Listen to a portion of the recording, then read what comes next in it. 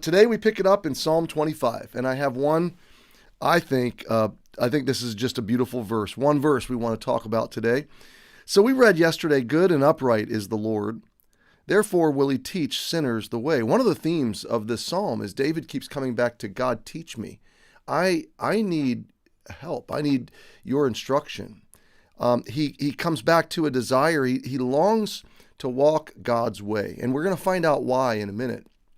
He also longs not to do the wrong thing, and he knows he has a history of doing the wrong thing, so he keeps coming back to that. Remember not the sins of my youth. Forgive my sins, pardon my iniquity, for it is great. He comes back to that over and over, just like he comes back to God, teach me, teach me. And what I love about this psalm is it just continually rehearses a right order of the Christian life. God, forgive me, not based on who I am, but who you are. God, I'm trusting you. Now teach me. Now guide me.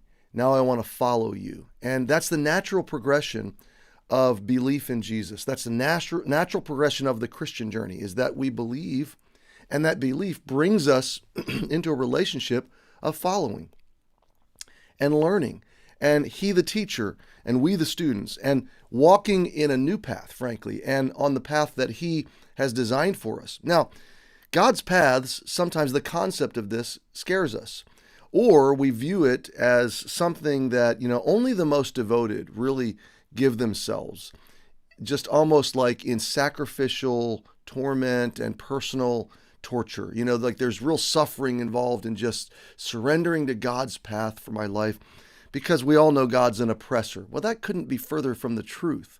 And yet our fears rise up when we think about doing the will of God, following the path of God, walking the ways of God. These things are scary to us because they're beyond us, they're above us. We can't really control them.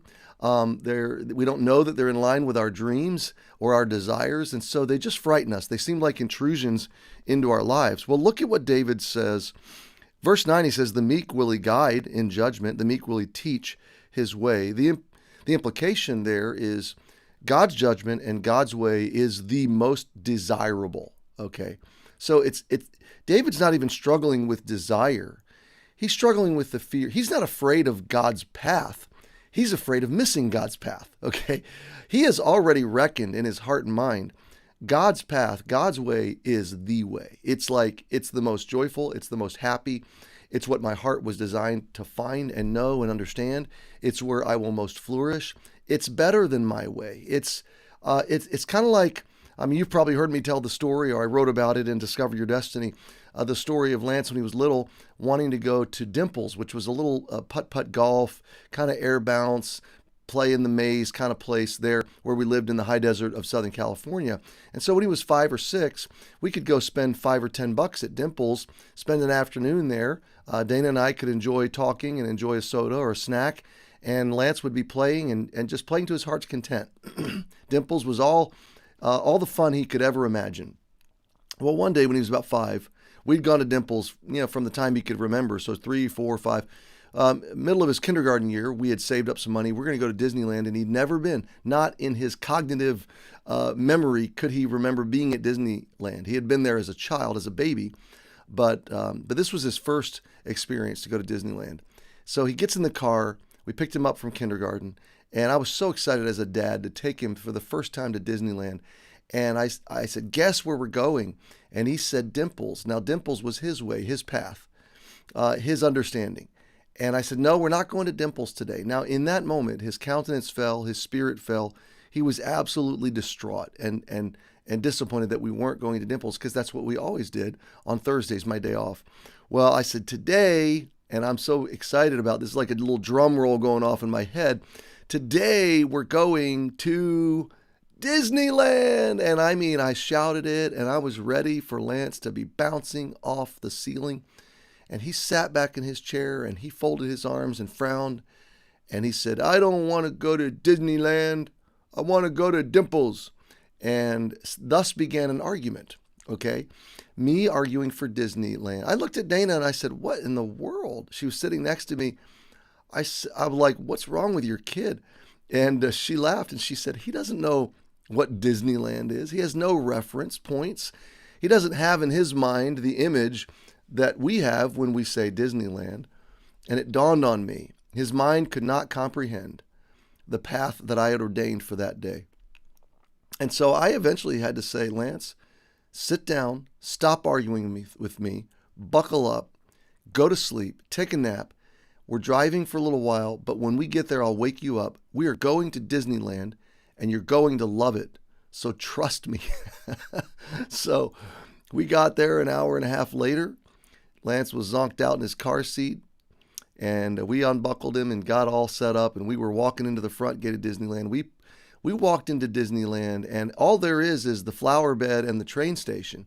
He hadn't seen anything but that, and his eyes widened and his jaw dropped, and he was in amazement. And I remember that day specifically because it wasn't very crowded, and the characters in particular, because there were no lines, the characters, all of them stopped and waited and played and hung out with Lance. I remember particular Pinocchio having a conversation with Lance.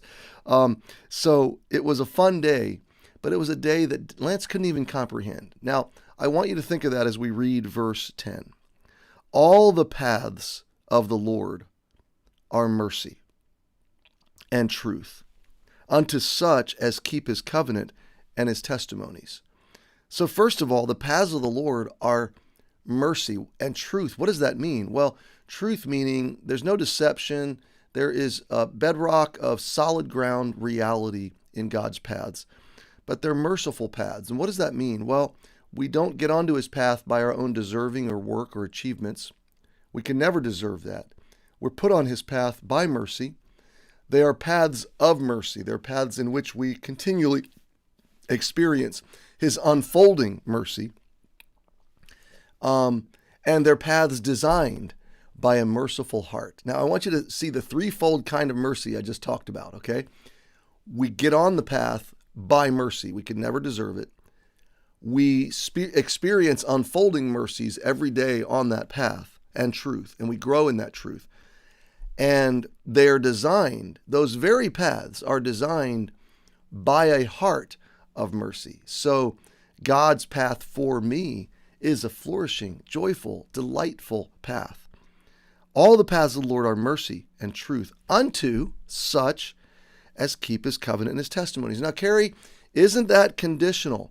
Aren't I earning my way in that path if I have to keep his covenant and his testimonies? Well, think of it this way, my friend. It's not that God is withholding something from me until I'm keeping his commandments. No, it is the keeping of his covenant. His covenant is a covenant of grace. It's a covenant of mercy. And so there is one condition to salvation. There is one condition to the life of grace, and that is belief. It's faith. The just shall live by faith. Okay? That's the only. And so we can truly say there's not a working condition. It's not working. It's not achieving. Okay? This is a covenant of grace.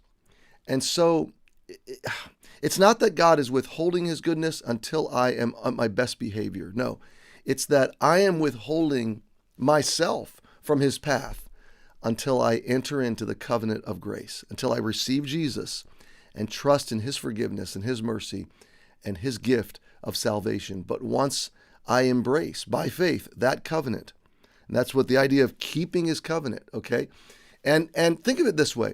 Every lamp with a light bulb that works, that is plugged into a wall will light up. Okay, so if I unplug the lamp, I'm cutting off the flow. Okay, Lance in the car could have said, "Pull the car over. I'm getting out, and I'm done. I don't want to be your son. I don't want to be in this relationship." Now he would still be my son, but he would be not experiencing the mercy, the grace, the gifts of my heart as a dad, right? So it's not that God withholds from us based on our behavior. It's that we withhold from ourselves. We remove ourselves from the experience of God's path. And David had such a profound understanding that God's path is good. God's path is a path of mercy. He wasn't afraid of it. He was afraid of missing it. So, friend, the way I say it often is God's will is not something to fear. Missing it is something to fear. God's will, God's path, God's way is something to anticipate And so happy Thursday to you today, my friend. Don't be afraid to surrender and to seek and to follow in God's path. Trust what He's doing in your life and know you're walking the path of mercy. Have a great Thursday. We'll see you tomorrow.